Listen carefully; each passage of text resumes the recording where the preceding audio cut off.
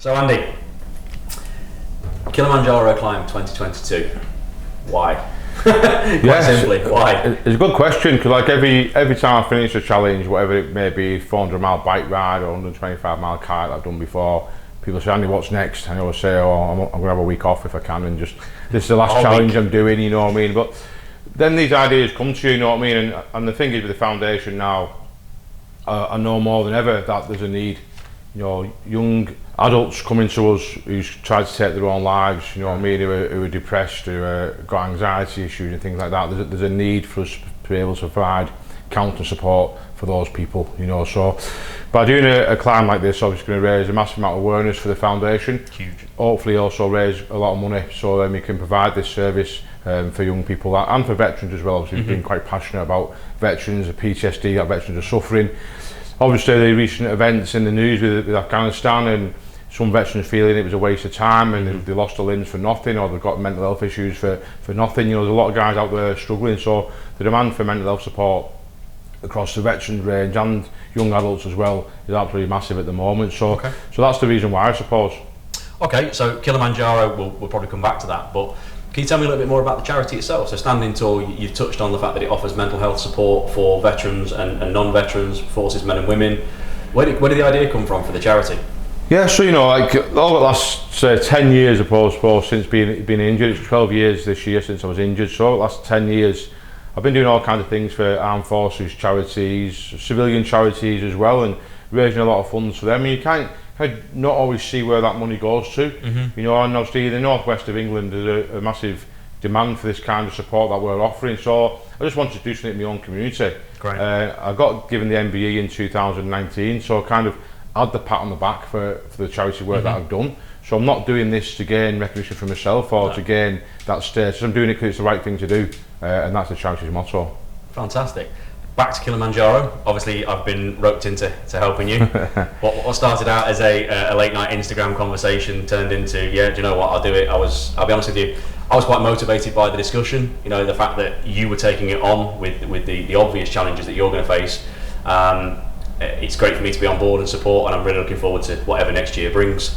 What's the aim? What's the target for the fundraising? Obviously, we've got loads of events planned from sort of local events like the ones I'm running this weekend through to a big black tie ball next year. Do we have a target in mind? Do we have a value that we'd love to raise? What's the blue sky number that we'd love to get to?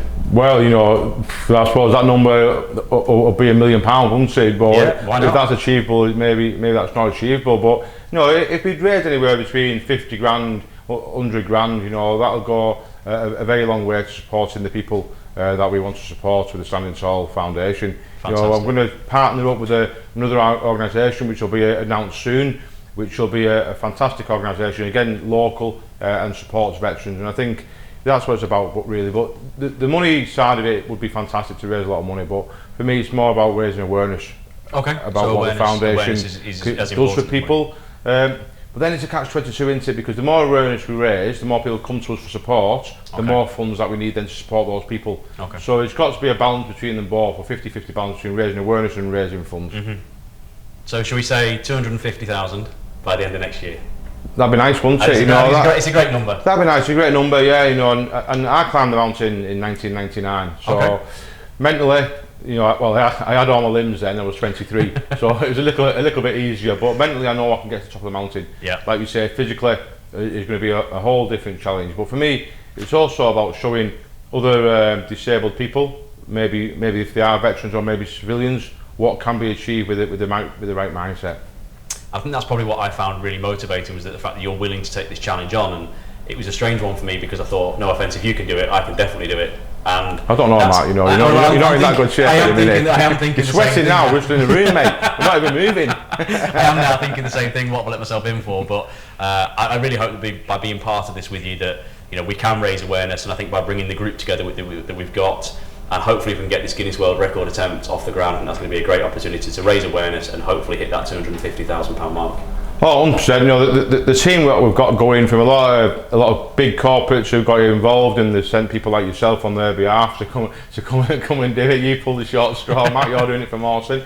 But we've got other organisations involved as well. JMW Solicitors, you know, Alexia Housing, all kinds of other organisations who are involved as well. But also for me, what's really, really special is some of the people who are doing it will be the Claire Weeks, who was my physio when I first got injured in 2009. You know, she was fundamentally one of the people who got me walking, got me back on my legs again, got me up and going and moving forward with my life. So very important. She's going to be there as well, supporting me on this next journey that I'm going on. Vicky Bateman, the girl who makes my legs and gets me mobile on a daily basis, is going to be there supporting me, keeping me going up the mountain. So it's for me, it's about giving back as well to some of the people who do stuff behind the scenes to get to me where I am on a daily basis. People who don't see what goes on behind closed doors, you know, putting your legs on and the dramas that go with that, fitting you for new legs and that kind of thing, and giving you a massage for your back and your shoulder when you're aching and you're in a bit of pain. So give these people the recognition as well and take them on that journey. I think it'll be fantastic.